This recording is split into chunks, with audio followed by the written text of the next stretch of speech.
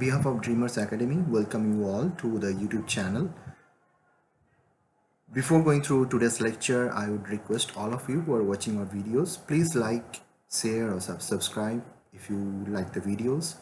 And also you can suggest if there are any changes you would like to make us in terms of the videos. We are constantly trying to improve the content, and we are a new channel here. We have started just last week and we're constantly trying to improve in all the aspects possible.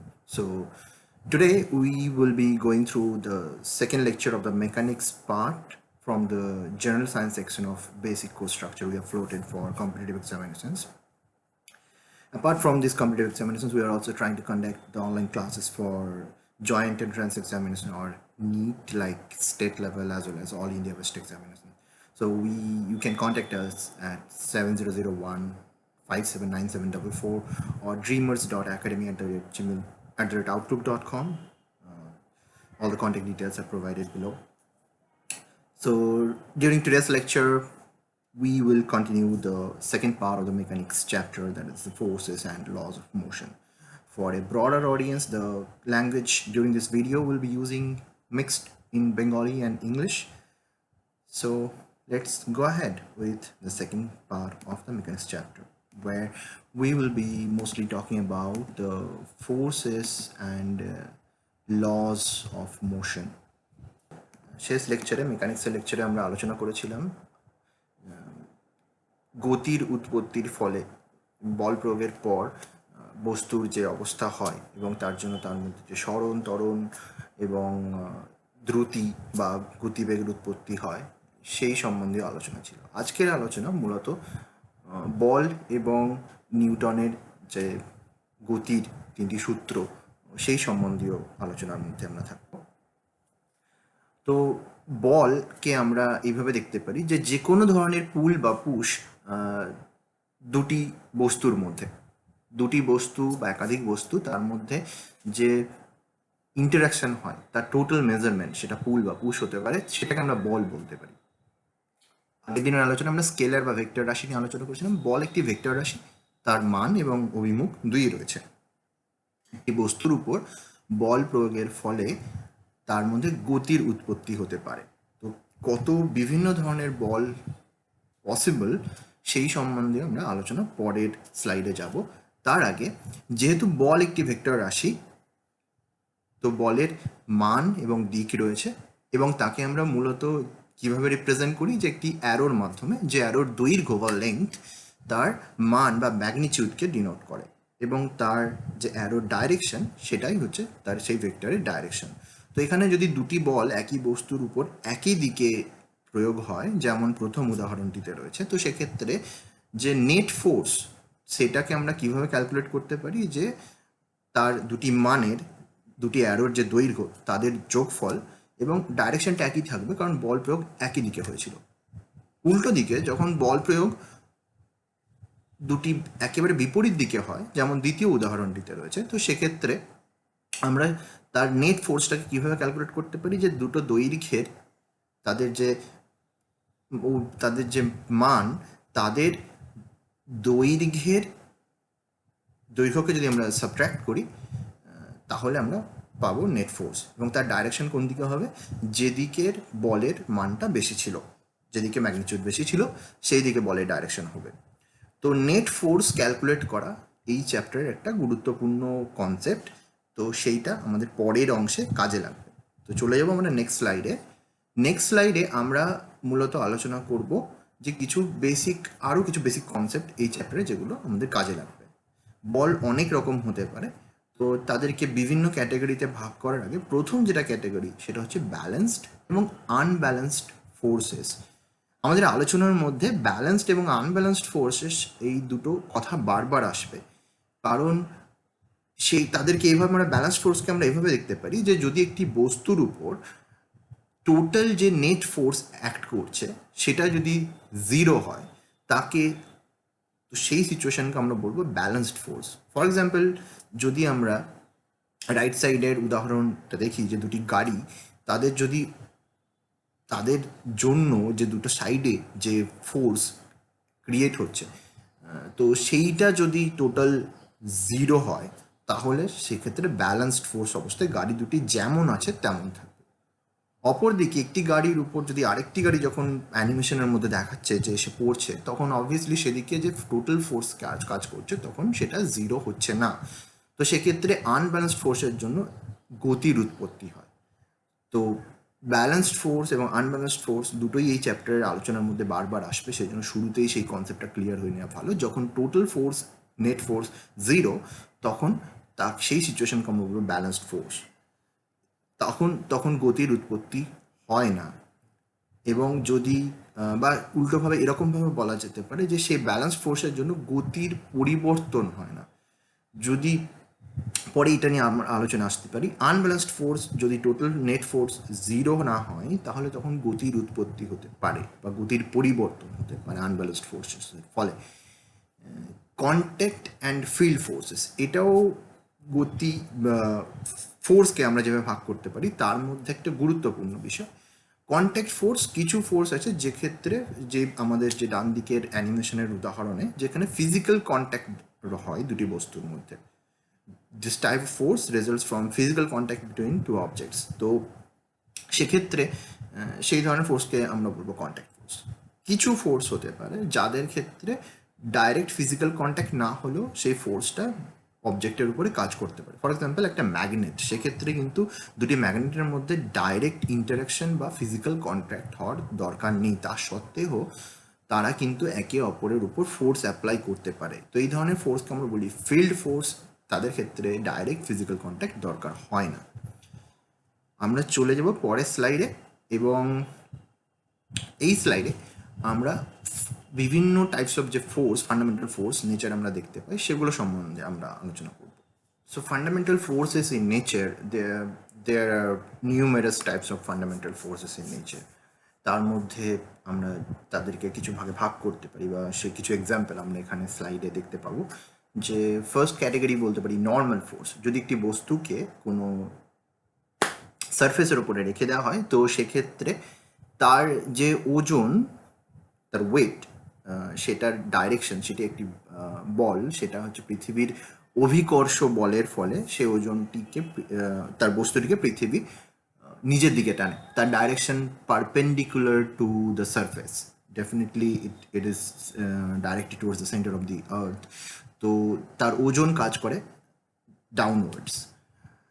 At the same time আমরা পরে আরও আলোচনাতে ফেরত আসবো যে বস্তু যখন সারফেসের ওপরে তার এই ওজনের জন্য যে বল প্রয়োগ হচ্ছে, তার পরিবর্তে সারফেস ও বস্তুর উপর তার অপোজিট ডাইরেকশনে 180 ডিগ্রিতে, তার মানে সারফেস থেকে 90 ডিগ্রি উপরের দিকে, আপওয়ার্ড দিকে, তার একটি নর্মাল ফোর্স কাজ করে। তো এটি একটি নর্মাল ফোর্সের এক্সাম্পল। তো এটা পরবর্তীকালে ঘর্ষণ চ্যাপ্টারে আমরা ফেরত আসবো, বা যে কোনো একটা ফ্রি বডি যদি আমরা ডায়াগ্রাম আঁকি, সেক্ষেত্রেও এই ধরনের ডায়াগ্রামগুলো বারবার ফেরত আসবে এই চ্যাপ্টারের আলোচনায়। এছাড়াও গ্র্যাভিটেশনাল ফোর্স, যেটা একটা গুরুত্বপূর্ণ বলের বিভিন্ন ধরনের মধ্যে গ্র্যাভিটেশনাল ফোর্স একটা ইম্পর্টেন্ট, যেটা আপনি সকলেই আমরা সেটা ফিল করছি। তো একটা তার উদাহরণ যে পৃথিবীর চারিদিকে চাঁদ তার কক্ষপথে যখন ঘুরছে, তো তার কারণ হচ্ছে তার গ্র্যাভিটেশনাল ফোর্সের জন্য, এবং প্রত্যেকটা বস্তুর উপরে পৃথিবী তার অভিকর্ষ বল প্রয়োগ করছে। তো সেটা একটা ধরনের ফোর্সের এক্সাম্পল। টেনশন ফোর্স, যদি একটি দড়িকে দুদিক থেকে টানা হয়, তো তার যে করেসপন্ডিং ফোর্স, এটাকে আমরা বলবো টেনশন ফোর্স, এবং সেই দিকেই দড়িটি যাবে যেদিকে টেনশন ফোর্স বেশি। আরেকটি ধরনের উদাহরণ ফ্রিকশন ফোর্স, যেখানে কোনো বস্তুকে যদি আমরা কোনো রাফ সারফেসের উপর দিয়ে নিয়ে যেতে চাই, তাকে একটা গতি কোনো একটা ডাইরেকশনে নিয়ে যেতে চাই, তাহলে তার ক্ষেত্রে সারফেস হচ্ছে ঘর্ষণজনিত কারণে বাধা দেয়। ঘর্ষণ কি এবং কিভাবে তার উৎপত্তি হয় সে সম্বন্ধে আমরা আরও পরে আলোচনায় আসবো, কিন্তু এটি একটি গুরুত্বপূর্ণ ধরনের ফোর্স যেটা আমাদের ডেইলি লাইফে আমরা সেগুলো ফেস করি।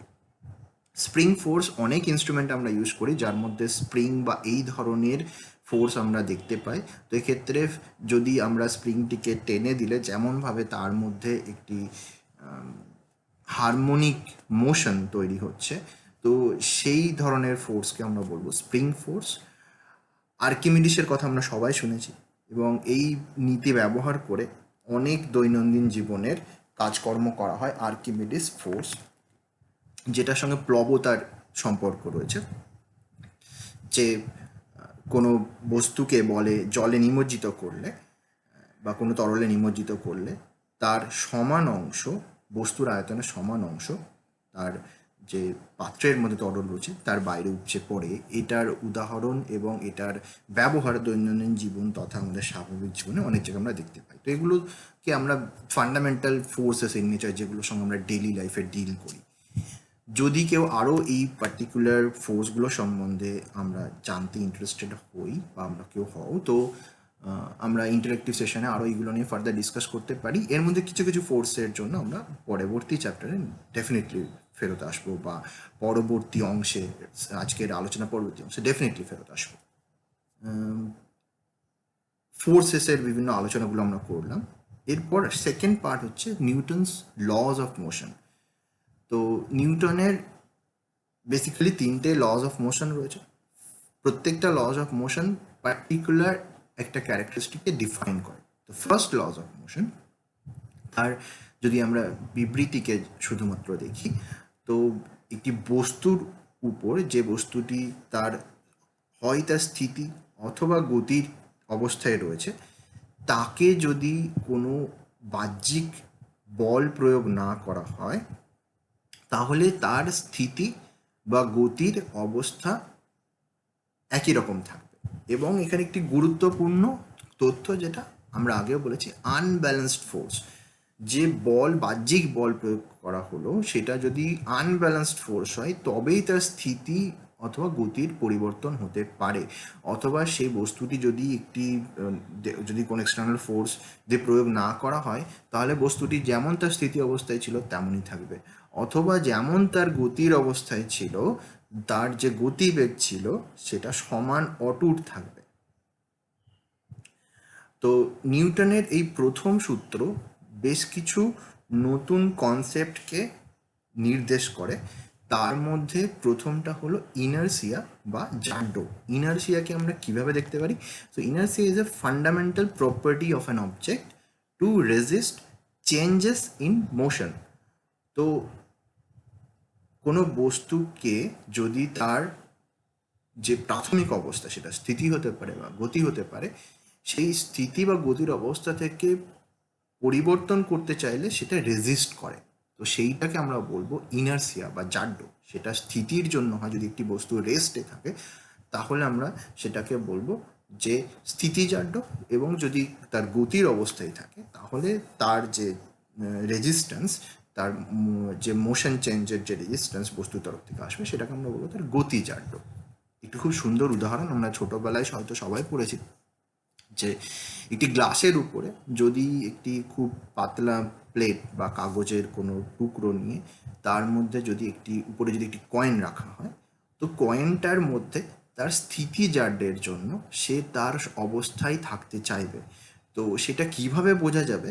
সেই সুন্দর একটা পরীক্ষা, যে সেই কাগজটিকে বা প্লেটটিকে যদি আমরা খুব তাড়াতাড়ি টেনে নিতে পারি, তাহলে দেখা যাবে কয়েনটি যেখানে ছিল সেখান থেকে গ্লাসের জলের মধ্যে ডুবে যাবে। তার কারণ কাগজটির হঠাৎ গতি পরিবর্তনের ফলেও যে কয়েনটি রয়েছে তার কিন্তু গতির পরিবর্তনের কোনো টেন্ডেন্সি নেই, বা তার একটা রেজিস্ট্যান্স রয়েছে তার ইনার্সিয়ার জন্য।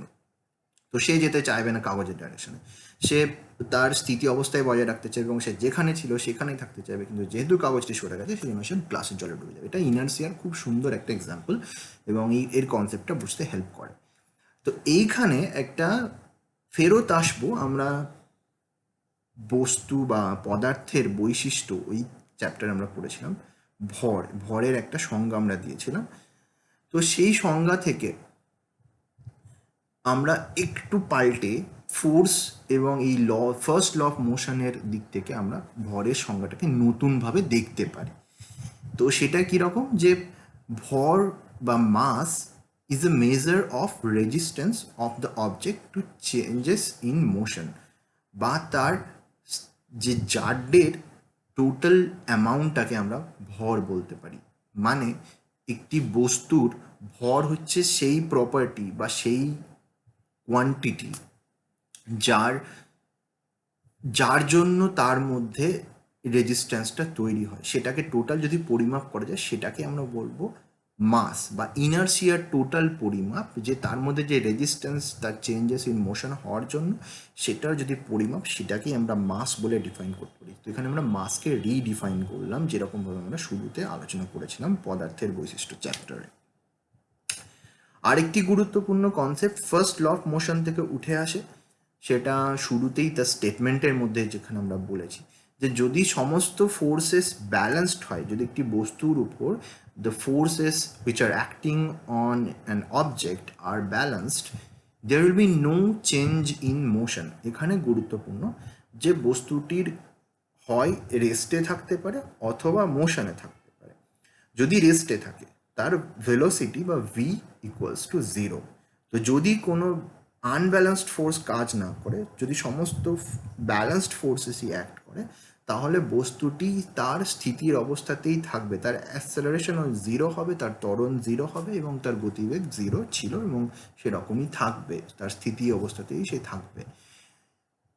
উল্টো দিকে যদি তার গতি অবস্থাতে এসেছিল, তার ভেলোসিটি 0 না, কোনো একটি ভেলোসিটিতে সে বস্তুটি চলছে, যদি কোনো আনব্যালেন্সড ফোর্স কাজ না করে, যে সমস্ত ফোর্স বস্তুর উপরে কাজ করছে সবগুলি যদি ব্যালেন্সড ফোর্স হয়, তাহলে সে তার গতির অবস্থা অটুট রাখবে।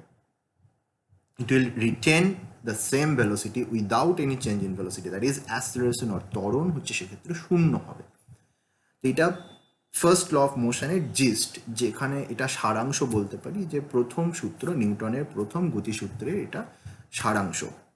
এখানে আরেকটি গুরুত্বপূর্ণ তথ্য আমরা আলোচনা করতে পারি, সেটা অতটা প্রাসঙ্গিক না হলেও অ্যারিস্টটলের থিওরি ছিল যে যদি কোনো, যখন নিউটনের গতিসূত্র আসেনি তার আগে, যে যদি কোনো তীর ধনুক থেকে তীর ছোড়া হলো, তো অ্যারিস্টটলের থিওরি ছিল যে সেই তীরটি যে যাচ্ছে হাওয়ার মধ্যে, যে হাওয়ার মধ্যে তার যে গতি, তার গতির বজায় রাখার একটি কারণ হলো যে কনস্ট্যান্টলি তার উপরে কিছু বল প্রয়োগ হচ্ছে। তো এই কনসেপ্ট বহুদিন ছিল এবং সেই কনসেপ্ট বর্তমানে ভুল প্রমাণ হয়েছে। সেটাই ফার্স্ট ল অফ মোশন বা পরবর্তীকালে ঘর্ষণ চ্যাপ্টার নিয়ে যখন আলোচনা করব তখন আমরা আবার সেটাকে নিয়ে ফেরত আসতে পারি। কিন্তু যদি তীরটি ধনুক থেকে বেরিয়ে যাচ্ছে, তার যদি হাওয়ায় যদি কোনো রেজিস্ট্যান্স না থাকতো, যেমন এর জন্য তার রেজিস্ট্যান্স রয়েছে, তার জন্য সে কিছু দূর যাওয়ার পরে তার গতি থেমে যায়। তো যদি সেই ধরনের কোনো রেজিস্ট্যান্স বা ঘর্ষণ না থাকতো, তাহলে কোনো এক্সট্রা বল প্রয়োগ করার দরকার হতো না, তীরটি তার সমান গতিতে যেতে থাকতো, যদি না অভিকর্ষ বল তীরটিকে টানতো বা হাওয়ার ফ্রিকশন তীরটিকে বাধা দিত। তাহলে অ্যারিস্টটলের যে থিওরি বহুদিন পর্যন্ত ছিল, সেটা এক্সিস্টিং ছিল, বর্তমানে সেটার কোনো ভ্যালিডিটি নেই, সেটা ভুল প্রমাণিত হয়েছে। তার কারণ হলো যে তীরটি যেমন ছিল তেমনই চলতে পারে একবার বল প্রয়োগের ফলে, যদি তার মধ্যে নতুন করে কোনো রেজিস্ট্যান্স ক্রিয়েট না হয়। তো সেটা একটা আইডিয়াল কন্ডিশন, কিন্তু অ্যারিস্টটলের থিওরির মতো এরকম না যে প্রত্যেক মোমেন্টে তাকে কোনো ফোর্স প্রোভাইড করতে হবে যার জন্য তার গতি বজায় থাকবে। ফেরত আসবো আজকের আলোচনায় সেকেন্ড ল অফ মোশন। সেই সেকেন্ড ল অফ মোশনে যদি আমরা স্টেটমেন্টটা দেখি, second law of motion define করে ত্বরণ বা অ্যাসেলারেশনকে। দ্য স্টেটমেন্টটা কীরকম? The acceleration of an object is directly proportional to the net force acting on it and inversely proportional to its mass. মানে acceleration equals force by mass, বা যদি উল্টো করে দেখি সেটাকে ফোর্স ইকুয়ালস মাস ইন্টু অ্যাসেলারেশন। এইখানে নিউটনের দ্বিতীয় গতিসূত্রের সারাংশ হিসেবে আমরা এইভাবে দেখতে পারি যে force equals mass into acceleration, যেখানে ফোর্সকে ডিফাইন করছে Newton's second law of motion in terms of mass and acceleration. যদি কোনো বস্তুর মাস অনেক বেশি হয়, তার অ্যাসেলারেশন ইনক্রিজ করতে অনেক বেশি ফোর্স ব্যবহার করতে হবে। এবং এক্ষেত্রে আরও দুটো তথ্য যেটা গুরুত্বপূর্ণ, যে এসআই ইউনিট ফোর্সের নিউটন সেই নিউটন আমরা যখন প্রথম চ্যাপ্টারে ইউনিটস অ্যান্ড মেজারমেন্টসের মাত্রা সম্বন্ধে পড়েছিলাম বা ডাইমেনশন সম্বন্ধে পড়েছিলাম, সেইখান থেকে আমরা এখানে ক্যালকুলেট করতে পারি যে ফোর্সের ইউনিট হচ্ছে newton. 1 newton equals 1 kilogram metre per second square.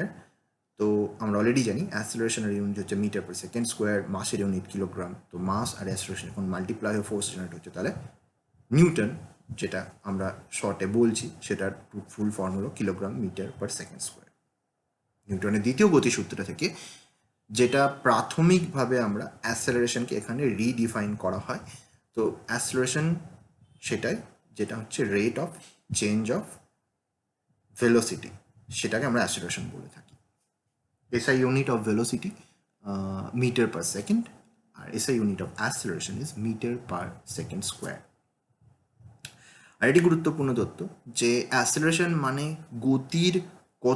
গতির পরিবর্তন হচ্ছে শুধুমাত্র সেটা না, যেমন ম্যাথমেটিক্যালি যদি তাকে লিখি যে কত fast, how fast the velocity is changing, সেটার একটা পরিমাপ। তো অ্যাসেলারেশনের এই ফাস্টার হচ্ছে যত ভেলোসিটি চেঞ্জ হবে তত গ্রেটার ইজ দ্য অ্যাসেলারেশন। তো অ্যাসেলারেশনের ডেফিনিশন আমরা এখান থেকে পাই সেকেন্ড ল অফ মোশন থেকে। Newton's third law of motion, সেটা আমরা সবাই ডেলি লাইফে প্রোভার্বের মতো ইউজ করি, প্রায় ব্যবহার করি, যে প্রত্যেক ক্রিয়ার সমান এবং বিপরীত প্রতিক্রিয়া রয়েছে। For every action there is an equal and opposite reaction. তো সেটাকে যদি আমরা ম্যাথমেটিক্যালি দেখি যে অবজেক্ট 1 আর অবজেক্ট 2 যদি ইন্টারঅ্যাক্ট করে, তাহলে the force exerted by object 1 on object 2 is equal in magnitude but opposite in direction to the force exerted by object 2 on object 1. সেটাকে গুছিয়ে বললে, যদি আমরা একটা দেওয়ালের উপরে 100 নিউটন বল প্রয়োগ করি, তাহলে দেওয়ালও উল্টো দিকে আমাদের উপরে 100 নিউটন বল প্রয়োগ করবে। তার দিক হবে বিপরীত। যেমন এখানে এ এবং বি দুটি অবজেক্টের এক্সাম্পল দিয়ে বলা আছে যে যদি এ বি এর উপরে এ বি ফোর্স ক্রিয়েট করছে এবং বি এর উপরে বি এ ফোর্স ক্রিয়েট করছে, তাহলে তাদের যে ডাইরেকশন হবে সেটা উল্টো হবে। সেজন্য এফ এ বি এবং এফ বি এ দুটোই সমান হবে এবং তাদের ডাইরেকশন অপোজিট হবে, সেই জন্য মাইনাস সাইনটা এসছে। দৈনন্দিন জীবনে অনেক উদাহরণ এই নিউটনের থার্ড ল অফ মোশনের উপর বেশ করে আমাদের সামনে ঘটে চলেছে, বা আমরা সেগুলোকে ব্যবহার করে বেশ কিছু ইনভেনশন বা আবিষ্কারের ক্ষেত্রে সেটা ব্যবহার করেছি। তার একটা উদাহরণ রকেট মহাকাশযানের গতির, যে তার পিছন দিকে যে জ্বালানির গ্যাস বেরিয়ে যায় তার জন্য, তার মধ্যে যে ভেলোসিটিতে গ্যাসটা বেরিয়ে যায় সেই গ্যাসটাই তাকে উল্টো দিকে পুশ করে, গ্যাসটার অপোজিট ডাইরেকশন এসে পুশ করার জন্য রকেট উপরের দিকে যেতে পারে বা তার গতির অভিমুখে যেতে পারে। একই উদাহরণ যদি আমরা কেউ অলিম্পিকের অনেকে গেমস দেখেছি বা কোনো একটা বন্দুক ছোড়ার ক্ষেত্রে, সেক্ষেত্রে সেটা বন্দুকের গুলি ছোড়ার সঙ্গে সঙ্গে বন্দুক পিছনের দিকে আসতে চাই, তো বন্দুকটাকে শক্ত করে ধরে রাখতে হয়। তার কারণ হচ্ছে নিউটনের থার্ড ল অফ মোশন, বা যেটা ডিফাইন করে যে প্রত্যেক ক্রিয়ার সমান এবং বিপরীত প্রতিক্রিয়া রয়েছে। এখানে সুন্দর একটা মজার অ্যানিমেশনের আকারে একটি পাখির ছবি রাখা রয়েছে, যে সেই পাখির যে গতি, কোনো একটা জায়গায় বসে থেকে পাখি যে আকাশে উড়ে যায়, শুরুর তার মোশনটা হচ্ছে পাখিটা পুশ করে তার সারফেসের উপরে এবং তারপরে গিয়ে সে তার ডানা মেলে উঠতে পারে। তো শুরুর যে পুশটা, যে বস্তুর উপর পাখি দিয়ে বসে থাকে, সেই বস্তুকে পাখি যতটা জোরে পুশ করে, পাখিটাকেও বস্তুটা সমান জোরে পুশ করে, সেই জন্য পাখিটা উড়ে যেতে পারে। তো এই ধরনের অনেক উদাহরণের এবং তার বাস্তবিক এক্সাম্পলগুলো আমরা আমাদের লাইফে ঘটে চলেছে বা সেগুলোকে ব্যবহার করি নিউটনের থার্ড ল অফ মোশন। সেই জন্য এই 3 নম্বর সূত্র বা নিউটনের তৃতীয় গতিসূত্র খুব গুরুত্বপূর্ণ। তো এই নিউটনের গতিসূত্রগুলো ছাড়াও বেশ কিছু কনসেপ্ট এই চ্যাপ্টারে আমাদেরকে নতুনভাবে শিখিয়ে যায়। তার মধ্যে একটি গুরুত্বপূর্ণ কনসেপ্ট হলো মোমেন্টাম বা ভরবেগ।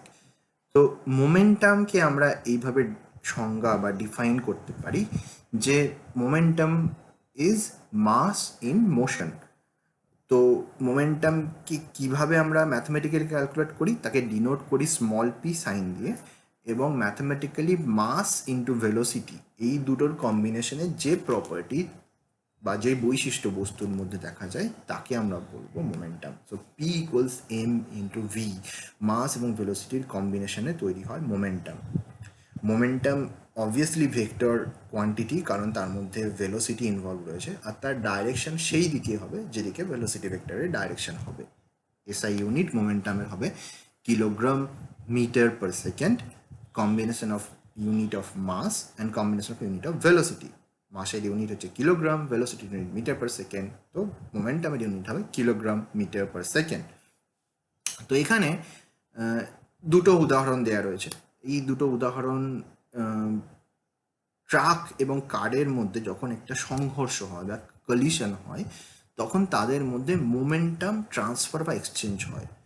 তো অত কঠিনভাবে আলোচনাটাকে না দেখে আমরা যদি এইভাবে দেখি যে এই ট্রাকটির ওজন যদি রাফলি ধরি 3000 কিলোগ্রাম, 3000 কেজি, আর কারের ওজন 1000 কেজি, তো সেক্ষেত্রে যে যদি ভেলোসিটি, যদি ট্রাকের velocity 20 kilometre 20 metre per second হয়, তাহলে তার কম্বিনেশনে যে মোমেন্টাম তৈরি হবে সেটা কিন্তু অনেক বেশি। এবং তার জন্য যদি ট্রাক এবং কার তারা যদি মুখোমুখি সংঘর্ষে আসে, তাহলে ফ্রন্ট কলিশন হয়, তাহলে অবভিয়াসলি গাড়িটার বেশি ক্ষতি হবে, চার চাকার গাড়িটার বেশি ক্ষতি হবে রাদার দেন ট্রাক, কারণ ট্রাকের মোমেন্টাম অনেক বেশি। একই কারণে ট্রাকটাকে থামাতে অনেক বেশি বল প্রয়োগ করতে হবে, কারণ মোমেন্টাম তার অনেক বেশি। উল্টো দিকে যদি যদি গাড়িটা এসে ট্রাককে ধাক্কা মারে, তো সেক্ষেত্রে গাড়িটা উল্টে পিছিয়ে যাবে, কারণ গাড়িটাকে ধাক্কা মেরে সামনের দিকে এগিয়ে নিয়ে যাওয়া খুব কঠিন, কারণ তার ভরবেগ অনেক বেশি। তো এই ভরবেগ তাহলে গতির পরিবর্তনের সাথে সংযুক্ত একটি বৈশিষ্ট্য, যে গতির পরিবর্তন করতে গেলে মানে কতটা বল প্রয়োগ করতে হবে সেইটা মোমেন্টামের সাথে রিলেটেড। তো এই সম্বন্ধে একটা গুরুত্বপূর্ণ কনসেপ্ট হচ্ছে ইম্পালস, বাংলায় যেটাকে আমরা বলি ঘাত। Impulse due to all forces acting on an object is equal to the change in momentum of the object. যে টোটাল নেট ফোর্স আমাদের অ্যাপ্লাই করতে হবে একটি বস্তুকে তার গতির পথে নিয়ে যাওয়ার জন্য, সেটা মোমেন্টাম চেঞ্জের সাথে রিলেটেড। যদি আমরা যতটা বল প্রয়োগ করব তার ততটা ভরবেগের পরিবর্তন হবে। তো সেই নিরিখে তার সংজ্ঞা অনুযায়ী ইম্পালসকে আমরা জে দিয়ে ডিনোট করি, এবং তাকে এভাবে দেখতে পারি নেট ফোর্স, যে টোটাল ফোর্স ইনটু টাইম, মানে কতক্ষণ ধরে সেই বল বস্তুটির উপর প্রয়োগ হয়েছে সেইটা সমান হবে তার ভরবেগের পরিবর্তনের। তো ইম্পালসের জন্য মোমেন্টামের চেঞ্জ হয়, এবং দ্য টোটাল নেট ফোর্স কতটা সময় ধরে প্রয়োগ করা হয়েছে বস্তুটির উপর তার গুণফল ডিফাইন করবে তার ভরবেগের পরিবর্তন, বা পি ডেল্টা পি কতটা হবে। এই নিরিখে এটা বলা যায় যে এ change in momentum in short time requires large force. যদি খুব অল্প সময়ে অনেক বেশি গতির পরিবর্তন করতে হয়, তাহলে অনেকটা বলের দরকার। আবার যদি একই পরিমাণ ভরবেগ চেঞ্জ করতে হয় অনেক লম্বা সময়, তাহলে অল্প বল প্রয়োগ করলেও সেটা করা সম্ভব লং টাইম ধরে অবভিয়াসলি সেক্ষেত্রে। তো ইম্পালস এর জন্য ভরবেগের পরিবর্তন হয়। এর সাথে আমরা দৈনন্দিন জীবনের কিছু আমরা যেটা এক্সপিরিয়েন্সের করি, যেমন ফর এক্সাম্পল ফ্রিকশন বা ঘর্ষণ নিয়ে আমরা পরের আলোচনায় ঢুকবো। তো ঘর্ষণ যখন একটি বস্তু একটি সারফেসের উপর দিয়ে তার তার গতির পথে যেতে চায়, তখন সারফেস এবং বস্তুর যে কন্ট্যাক্ট সারফেস বা কন্ট্যাক্ট যেখানে হয়ে রয়েছে সংস্পর্শ তলে একটি বিপরীত গতির অভিমুখের বিপরীত দিকে একটি বল তৈরি হয়, সেই বলটিকে আমরা বলি ঘর্ষণ বা ফ্রিকশন। যেমন নিচের ছবির বাম দিকে দেখা যাচ্ছে যে এফ ফ্রিকশন লেফট সাইডে কাজ করছে, আমরা পুশ করছি, বল প্রয়োগ করছি, এফ পুশ সেটা হচ্ছে যে ডান দিকে বা রাইট সাইডে আমরা কাজ করছি। তো এক্ষেত্রে আমরা শুরুর চ্যাপ্টারে দেখেছিলাম যে তার ওজন বা ওয়েট সেটা কাজ করে নিচের দিকে, mg ইজ অ্যাক্টিং ডাউনওয়ার্ডস। ঠিক তার উল্টো দিকে বস্তুটি যেহেতু পৃথিবী বস্তুকে mg ফোর্সে টানছে, n তার উল্টো দিকে n একটা ফোর্স কাজ করবে যেটা ঠিক পারপেন্ডিকুলার বা নর্মাল ফোর্স। তো এবার এই সম্বন্ধীয় যে যে গতির অভিমুখের যে রেজিস্ট্যান্স সেইটাকে আমরা বলছি ঘর্ষণ। তো যদি বস্তুটি ঠিক এতটা বল প্রয়োগ করা হলো যে মুভমেন্টের ঠিক আগের মুহূর্ত পর্যন্ত টোটাল যে কতটা বল প্রয়োগ করতে হবে সেইটাকে আমরা বলবো লিমিটিং ফ্রিকশন, কারণ ওইটুকু বলই প্রয়োগ করলে বস্তুটি ঘর্ষণকে অতিক্রম করে তার বলের সেই বল প্রয়োগ যথেষ্ট হবে তাকে গতির অভিমুখে নিয়ে যাওয়ার জন্য। তো সেই পরিমাণ বলকে আমরা বলবো লিমিটিং ফ্রিকশন। তো লিমিটিং ফ্রিকশন খুব গুরুত্বপূর্ণ। একটি বস্তু একটি সারফেসের উপর দিয়ে তখনই যাবে যখন আমরা ওই লিমিটিং ফ্রিকশন মানে মিনিমাল অ্যামাউন্ট অফ বলটা প্রয়োগ করতে পারবো। তো সেই নিরিখে আমরা কোইফিসিয়েন্ট অফ ফ্রিকশন ক্যালকুলেট করতে পারি, যাকে আমরা মিউ, গ্রিক লেটার মিউ দিয়ে ডিনোট করি, এবং সেই মিউকে এইভাবে ডিফাইন করা যায় যে mu equals limiting friction F divide by normal reaction. তো এই মিউ এর ভ্যালু হচ্ছে খুব গুরুত্বপূর্ণ, একটি পার্টিকুলার বস্তু এবং সারফেসের জন্য এটি সমান থাকে। বিভিন্ন ধরনের friction possible, kinetic friction, static friction. তো সেই ধরনের ফ্রিকশনগুলো সম্বন্ধে আমরা ডিসকাশন করতে পারি যদি কেউ ইন্টারেস্টেড থাকে ইন্টারাক্টিভ সেশনে। এছাড়াও অনেক ম্যাথামেটিক্যাল প্রবলেম ফ্রিকশন রিলেটেড হতে পারে, কিন্তু এই পর্যায়ে আমরা আপাতত সেই আলোচনাটা করবো না, আমরা ইন্টারাক্টিভ সেশনে সেই আলোচনাটা করতে পারি। আরেকটি গুরুত্বপূর্ণ ফোর্স যেটা আমরা ডেইলি লাইফে ফেস করি সেটা হচ্ছে গ্র্যাভিটেশনাল ফোর্স। আমরা সবাই সেই মহাকর্ষ বা অভিকর্ষ বলের সঙ্গে পরিচিত। পরের আলোচনায় আমরা গ্র্যাভিটেশনাল ফোর্স নিয়ে আরও বিশদ আলোচনা করতে পারি, বিশেষ করে ইউনিভার্সাল গ্র্যাভিটেশনাল নিউটনস ল, যেটা হচ্ছে সিম্পল আমরা এইভাবে দেখি, ফোর্স ইকুয়ালস একটি কনস্ট্যান্ট মহাকর্ষীয় বা অভিকর্ষীয় ধ্রুবক G into small M capital M by R square, যেখানে স্মল এম একটা বস্তুর ভর এবং ক্যাপিটাল এম পৃথিবীর ভর। তাহলে নিউটনের ইউনিভার্সাল ল হচ্ছে যে টোটাল ফোর্স একটি বস্তু এবং পৃথিবীর মধ্যে যেটা কাজ করবে সেটা যদি পৃথিবীর রেডিয়াস থেকে আর ক্যাপিটাল আর ডিস্টেন্স, সেই রেডিয়াস যদি ক্যাপিটাল আর হয় তাহলে সেটা হবে G into small M into capital M divide by R square. এই জি মহাকর্ষীয় ধ্রুবক নিয়ে আমরা পরের কোনো একটা চ্যাপ্টারে আলোচনা করব। তো এই পুরো অভিকর্ষ বা মহাকর্ষের থিওরি নিউটনের মাথায় খুব ফানি ওয়েতে অ্যানিমেশনে রিপ্রেজেন্ট করা হয়েছে, with all due respect to Newton এখানে। তো সেখানে আমরা সবাই ছোটোবেলায় এই গল্পটা শুনেছি যে নিউটন একটি আপেলের বাগানে ছিলেন এবং অবভিয়াসলি আপেল পড়ার পরে কোনোভাবে তার মাথায় আসে যে আপেল কেন মাটিতে পড়লো। অবভিয়াসলি পৃথিবী সেই আপেলকে মাটির দিকে টানছে। তো এই যে অভিকর্ষ বল সেই নিয়ে আমরা পরের ক্লাসে আরও বিশদে আলোচনা করতে পারি। আপাতত বস্তুর ওজন সেই পর্যায়ে আমরা আমাদের আজকের আলোচনা এখানে এই বিষয়ের আলোচনা শেষ করব, যে বস্তুর ওজন এই অভিকর্ষ বলের জন্য কোনো বস্তুর ভর যদি এম হয় তাহলে পৃথিবী তাকে এম জি এই ফোর্সে টানে, বা সেটাই হচ্ছে বস্তুর ওজন। পৃথিবী তাকে টানে বলেই তার একটি ওজন দেখা যায়। এবং যেখানে এই স্মল জিটা কি, এই স্মল জি হচ্ছে যে এই ফর্মুলা থেকে আমরা বের করতে পারি, যে সেটার পুরো ডিটেল ক্যালকুলেশন আমরা এই আলোচনার মধ্যে যাব না। তো সেই স্মল জি এর ভ্যালু হচ্ছে 9.8 মিটার পার সেকেন্ড স্কোয়ার, যেখানে ওজন ডাব্লিউ ইকুয়ালস মাস ইন্টু জি, এই দুটোর সংমিশ্রণে ওজন তৈরি হয়। এবং এই জি এর ভ্যালু পৃথিবীতে ডিফারেন্ট লোকেশনে চেঞ্জ হতে পারে, এবং সেই চেঞ্জ কিভাবে হয় আমরা পরে আলোচনা করব। মূলত আজকের এই আলোচনায় আমরা ওজনের কনসেপ্টেই আলোচনাটা শেষ করবো, যে ওজন ডাউনওয়ার্ডস কাজ করে, কারণ আমরা বারবার আলোচনার মধ্যে ওজন ঘর্ষণের আলোচনায় ওজন এসছে কথাটা, এবং সেটি একটি বল, সেটি কীভাবে কাজ করে, তার ডাইরেকশন ডাউনওয়ার্ডস দিকে, সেইগুলো নিয়ে আমরা বারবার আলোচনা করেছি।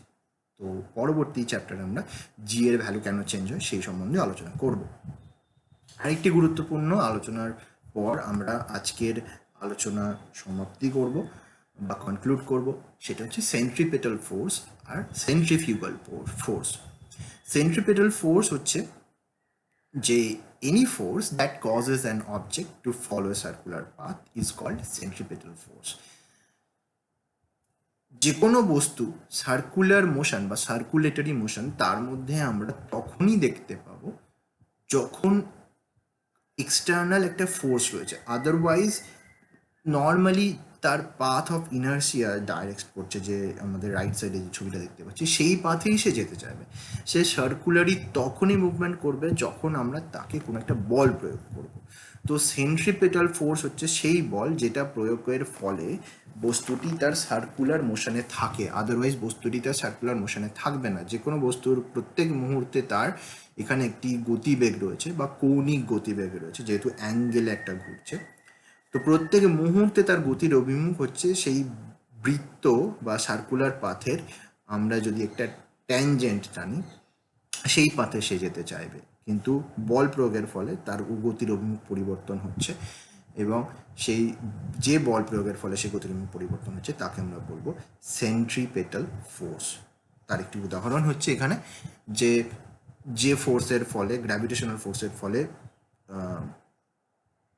The moon is like rotating around earth, সেটাকে আমরা সেভাবে দেখতে পারি। বা ইলেকট্রনস, আমরা যে আলোচনা করেছিলাম খানিকটা ম্যাটার অ্যান্ড ইটস প্রপার্টিজ ওই চ্যাপ্টারে, যে ইলেকট্রনগুলো কিভাবে একটি পরমাণু নিউক্লিয়াসের চারিদিকে ঘুরছে এবং যে বলের জন্য ঘুরছে সেটাকে আমরা বলবো সেন্ট্রিপেটাল ফোর্স। সেন্ট্রিফিউগাল ফোর্স এটি একটি আমরা বলতে পারি সিউডো ফোর্স, কারণ এরকম এটা কোনো রিয়েল ফোর্স না যে তাকে তার গতির অভিমুখ থেকে বাইরের দিকে নিয়ে যেতে চায়, কিন্তু বস্তু সেটা ফিল করে বিকজ অফ ইটস ইনার্সিয়া। সেটা তার গতির সেন্টারের ঠিক উল্টো দিকে সেটা কাজ করে, এবং সিউডো ফোর্স আমরা যেটা আগে বলেছি। যেমন একটা উদাহরণ, যদি কোনো বাঁকের মধ্যে গাড়ি রয়েছে, সে গাড়ির মধ্যে বসে থাকা প্যাসেঞ্জার যে ফোর্সটা ফিল করে সেটাকে আমরা বলবো সেন্ট্রিফিউগাল ফোর্স। তো এই সম্বন্ধে অনেক ম্যাথমেটিক্যাল প্রবলেম বা আলোচনা হতে পারে। এগুলো খুব বেসিক কনসেপ্ট যেগুলো আমাদের জানতে হবে, জানলে সেই ম্যাথমেটিক্যাল প্রবলেমগুলো আমরা বের করতে পারবো বা সেগুলো কমপ্লিট করতে, সলিউশন করতে পারবো। সেই সম্বন্ধে আলোচনায় আমরা যাব আজকের ইন্টারঅ্যাক্টিভ সেশনে সন্ধ্যে 7টায়। তার আগে নেক্সট ক্লাসে বা নেক্সট ফিজিক্স ক্লাসে যখন আমরা ফেরত যাব, তখন universal law of gravitation, acceleration due to gravity, mass, weight, planet, satellite এবং এই সম্বন্ধীয় যে অরবিটাল ভেলোসিটি, এসকেপ ভেলোসিটি, এগুলো নিয়ে আরও বিশদে আলোচনা করব।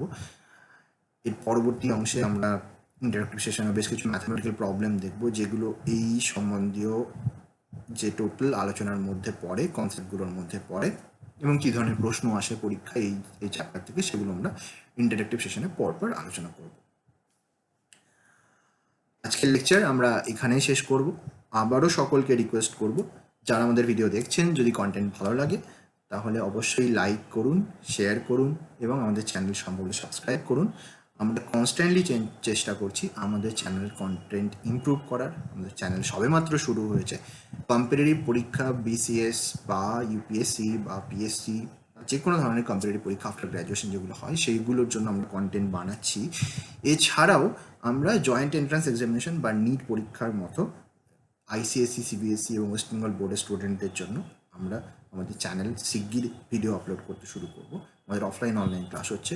আপনারা আমাদের যোগাযোগ করতে পারেন dreamers.academy@outlook.com অথবা 7001579744 নাম্বারে। আজকের মতো আমাদের কন্টেন্ট আমরা এখানে শেষ করব। আজকের লেকচার। সকলে ভালো থেকো, দেখা হবে আজকের ইন্টারঅ্যাক্টিভ সেশন।